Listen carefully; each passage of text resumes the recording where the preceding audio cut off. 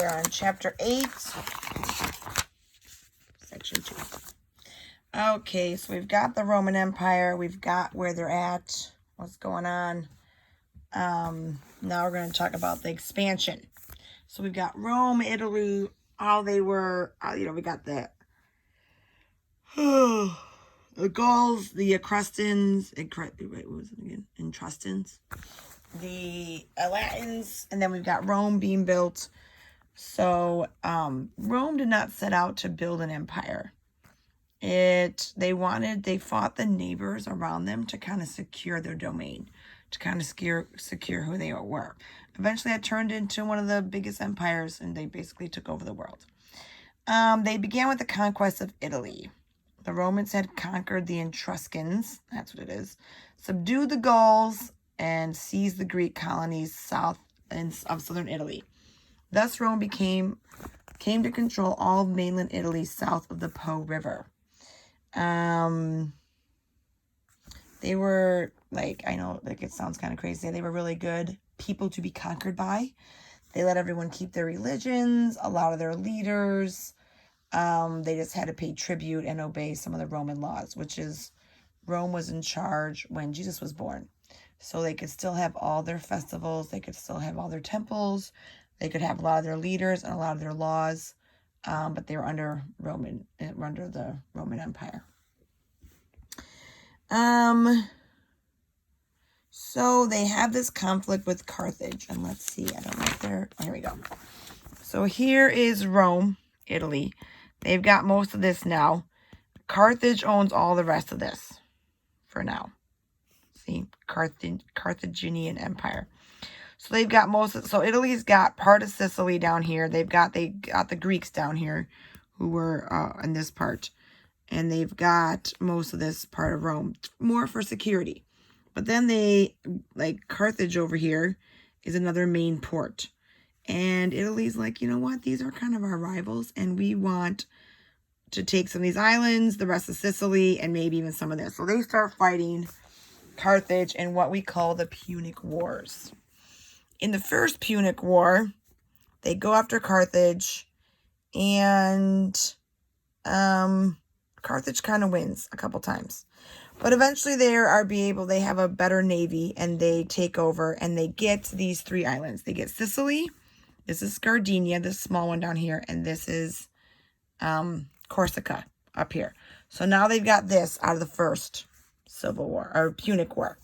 The second Punic War, Hannibal, this guy, he goes up through Spain, because they got all this, goes all the way down here. Here's the Alps up here. He goes down through the Alps and starts taking over Italy. And he's doing a pretty good job.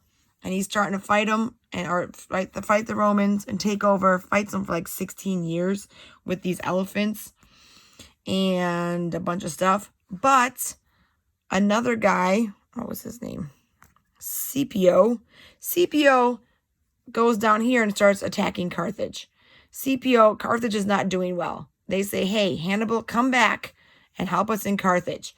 So Hannibal comes back. He tries to fight Scipio in Carthage. He loses. At that point, they gain control of Spain down here. They've got a lot of this part down here, and they take it over. That was the second Punic War. So the first Punic War, they get the islands. The second one, they get Spain and a bunch of other stuff. The third Punic War, they literally obliterate Carthage. They're like, listen, I think there's a little bit left of Carthage. They go in, they burn the whole city down to the ground, 17 days of burning the city. Then they kill or sell into slavery anyone who's left there. Then they take the land and they plow it with salt, which means nothing can grow. So they're like, there's no way anyone's ever coming back here. They took care of Carthage. That was the third Punic War. So after that, they're kind of like, hey, this is kind of fun, taking over the world. So they just start taking over everywhere. They go out east. They get the Macedonians, the Syrians over here in Asia Minor. At this point, they've taken over all the Mediterranean world. So during this time, before the expansion, they lived their normal lives. Everyone, remember I don't know if we talked about with you. I think with you. I get the kids and you guys, you mixed up. We talked about how the parents were in charge. They taught their kids. Everyone kind of lived simple lives. Even the rich people kind of plowed in the fields. They had simple lives. Well, now they are expanding. More and more people have money. They start getting divorced more. The rich people get richer. The poor people get poorer. And there's a bigger gap. And so the poor people are just on welfare. They're not doing anything. The rich people don't have to do much because they're rich. The slaves are doing most of the work. And people get bored. And they start going to the Colosseum to watch people kill each other. Which I feel like obviously isn't good. So that's their entertainment. They are putting lions in with people, and the lions are eating people, and they're all sitting around watching, cheering them on. And then they have the gladiators that go in there. Criminals forced to fight in public. Men and beasts fight to the death. So obviously there's some issues with expanding too much and becoming too rich. So then we've got a revolution. We've got some fighting amongst the people in Rome. Obviously, if you're the biggest empire in the world, you're going to have a fight over who's in charge of it. So you have some civil wars. We got Marius and Sulla. They're fighting against each other. They come in. Marius comes in and kills a bunch of the Senate supporters. Sulla comes back in and kills about 5,000 people. So then they become dictators, and they think they're going to bring political reform, and they think they've reformed the Senate, and then it doesn't really work. Then you've got Pompey and Julius Caesar, which I feel like are a little bit more successful, I guess. Julius Caesar's a little bit more successful in taking over. So Pompey he's a leader of an army. He goes out east and takes over a bunch of stuff. When he comes back to Rome, he's like, hey, I want to reward my troops. I told them I would give them some land and for, fighting over and getting, obviously they've taken over all this land. He's like, hey, I want to give it to some of them since they helped me get it. And the Senate says no.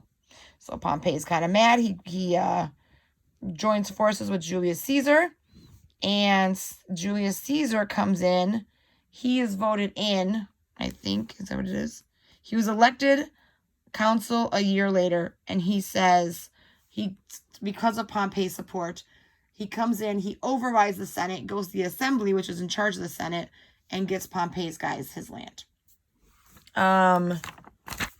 So then Caesar is put in charge. Julius Caesar is put in charge of Gaul, which is now modern day France. He goes to Gaul. They own a little part of it. He takes over all of Gaul. He goes into France. He goes even past that. He crosses the Thames River. He goes into the English Channel, takes over part of England. I mean, he's just taking over and getting a lot of stuff done. He's becoming super popular with everybody. And the Senate is getting kind of worried that he's going to come back and try to he's going to make himself in charge of Rome, which is exactly what he does. So he starts marching back and goes into Rome, and he crosses this little tiny river called the Rubicon, which I know you guys used to have a song about it, and we couldn't remember. We were talking about Grace, and he couldn't remember the song. So he crosses the Rubicon, which means basically at this point, there's no turning back. He's either going to march into Rome and be executed by the Senate, or he's going to march into Rome victorious and take over Rome. Even to this day, crossing the Rubicon means making an irreversible decision. So he goes in, everyone loves him. As he's coming down, he's up north. As he's coming down through Italy, all the cities are just throwing him parades. They're so excited to have him back. He's coming into Rome. Pompey and the Senate leave. Pompey's jealous. He's mad that he's in charge of everything. And the Senate, everyone's worried because everyone's on Caesar's side. They're not going to let him go. And so he comes in and briefly serves as a dictator while elections were held for a new Senate. So basically the new Senate that comes in are just like yes men.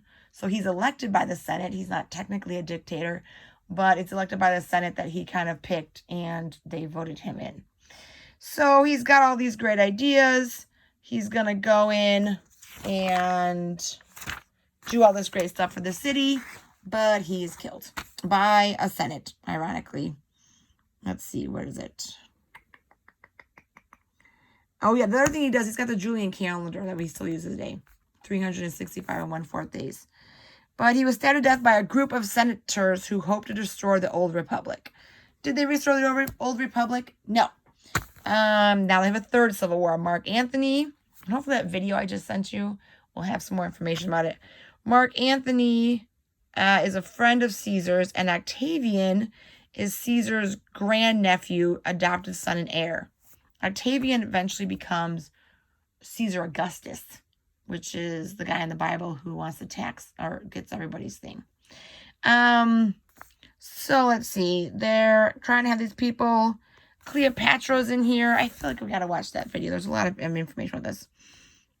Antony joined Cleopatra in Egypt. When Antony began to give away Roman territory to Cleopatra, Octavian took advantage of the situation to arouse public opinion against Antony and waged war on his rival. In 31 BC, he defeated Antony's fleet in Actium and off the coast of Greece in one of history's most decisive battles. While Antony sought refuge in Egypt, Octavian's armies proceeded to reconquer the eastern provinces of the empire when Octavian landed in Egypt and claimed the land of Nile for Rome. Antony and later Cleopatra commit suicide. Thus, Octavian became the undisputed master of the entire Roman Empire.